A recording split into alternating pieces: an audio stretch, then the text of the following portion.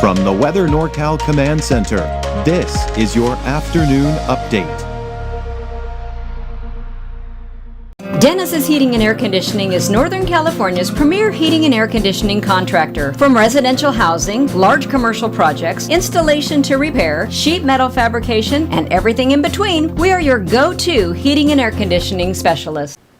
Good afternoon, everyone. Just a quick reminder, Coffee with Kruger at 7 a.m. is live. It's interactive. When we're talking fires, now the fires aren't as active, so we're not really going as deep.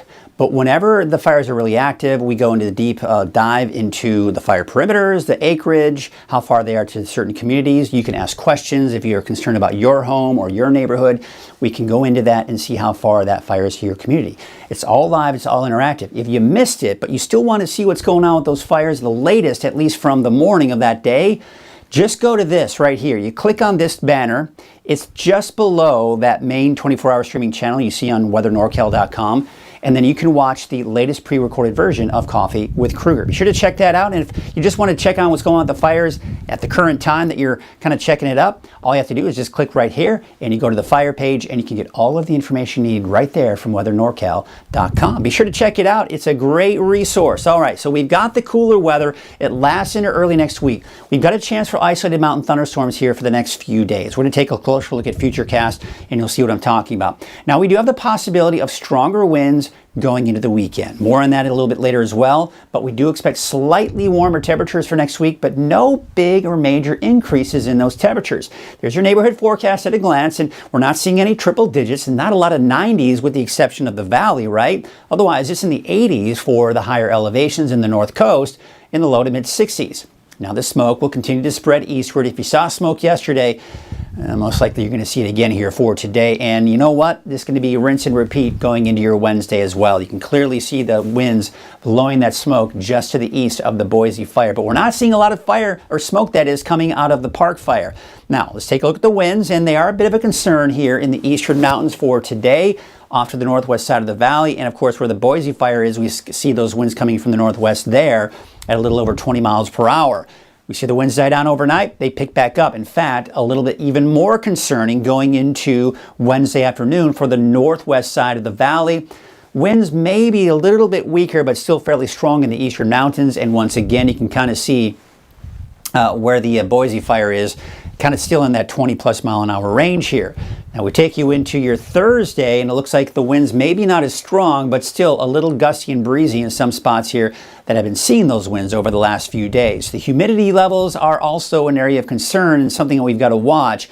Now, granted, the humidity levels are certainly a little bit higher than we've seen since last week, but that's just because the temperatures are dropping. So as a result, we tend to see those humidity levels go up. But overall, we're just not seeing a lot of moisture moving in. So things are still very dry out there, despite the fact that we are seeing those warmer temperatures here. That's what it looks like for your Wednesday. And we take you into your Thursday. And again, you see some good relative humidity levels here for many of the higher elevations, in particular around the Boise fire. And again, you can see even out towards where the park fire is, we do have some slightly higher relative humidity levels there as well. So looking at the fire weather risk for today, it's mainly in the moderate category here for your Tuesday. We do take you into your Wednesday, and you can see it looks like that it does pick up. Again, we saw those stronger winds that we're expecting Wednesday afternoon, especially for the northwest and west side of the valley. So that's where we're expected to see some of the highest fire danger and the fire weather risk. Not as high, though, as we head off into the higher elevations. Let's take you into your Thursday and take you into Thursday afternoon. And again, we're mainly looking at that moderate category.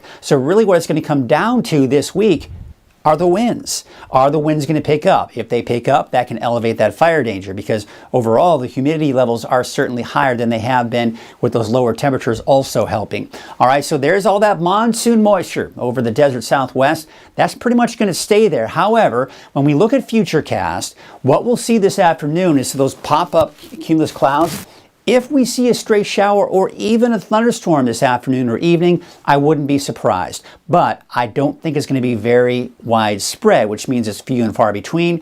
And I typically don't when it's very few and far between like that, I don't put it on the 7-day forecast because it's misleading, and most of you end up staying dry and thunderstorm free. Now, as we go into your Wednesday, what you'll see here, again, same situation. You see how those clouds are popping up here? We could see a stray shower, maybe even a thunderstorm popping up as we take you into Wednesday afternoon. And really, as we go into Thursday, same situation there, especially out towards Modoc County and Lassen County as well. So that's something we got to keep our eyes on. But again, it's going to be few and far between when we're talking about those showers and thunderstorms popping up. But one of the really benefits is what's happening with this low pressure system is not only is it bringing a chance for some of those showers and thunderstorms as the disturbances move through, but eventually some cooler air from this main low pressure system here is going to work its way southward. So starting this weekend, you notice what's happening. We're in a bit of a squeeze play between this low and this high. That tends to give us some strong winds. Now those winds will be from the southwest. That is good for the fact that this is typically going to be a wind that's not quite as dry as a north wind, but it's wind nonetheless, and especially when you have fires burning at the current time, you don't want the winds no matter which direction they're coming from, and that could possibly last into even the middle of next week. Now, we're going to go from the cool to more mild weather because, again, this cooler air is coming from the cooler source. So by the time it does work its way southward, it will moderate and we'll start to see it turn more into that mild air. But it should keep our temperatures down even as we go into parts of next week. And as we look at that long range over the next 10 days in that cooler than normal category. So here's what we expect here for this afternoon. Temperatures low to even some mid-90s for some of the warmer spots, but again, cooler than normal for this time of the year. Mainly in the 80s for the higher elevations, although some of the cooler spots will be in the upper 70s. And I do expect low to mid 60s out along the coast. Let's take a look at that 7-day outlook. We'll start off with the valley and those temperatures basically staying in the low to mid 90s for Redding, low 90s for Red Bluff, and low 90s for Chico, although we could drop down into the upper 80s by the time we get to Sunday, Monday for Red Bluff and Chico, but Sunday for Redding. For the coast, low to mid 60s, partly to mostly cloudy skies. Again, some days better than others. You'll see that fog kind of coming and going here over the next 7 days, mainly seeing that fog in the overnight hours and some clearing in the morning and even afternoon, depending on just how dense that fog gets. We take you to the inland areas, low to mid 80s. And you'll notice, and I want you to take note, as we go into Thursday in particular, even Weaverville, even parts of the inland areas, especially eastern Del Norte and Humboldt counties, could see a stray shower or even a thunderstorm pop up for Thursday afternoon. But again, it's not enough for me to really kind of put it in concrete on that 7-day forecast. Same situation for Mount Shasta, although Mount Shasta, I think Wednesday, Thursday will be your best chances. That's also the case for Alturas and Modoc County. For Susanville and Lassen County in particular, I think Thursday will be your best bet. So that's something that's worth watching here as we take a look at that. So there again, as you look at your 7-day forecast, that's your afternoon update. Be sure to stick around and check out my evening update at 6 o'clock.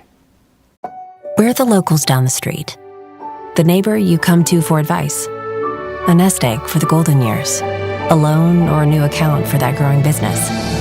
What started in Chico 50 years ago has taken us all around California, providing big bank lending power and high-tech service, while keeping our relationships personal.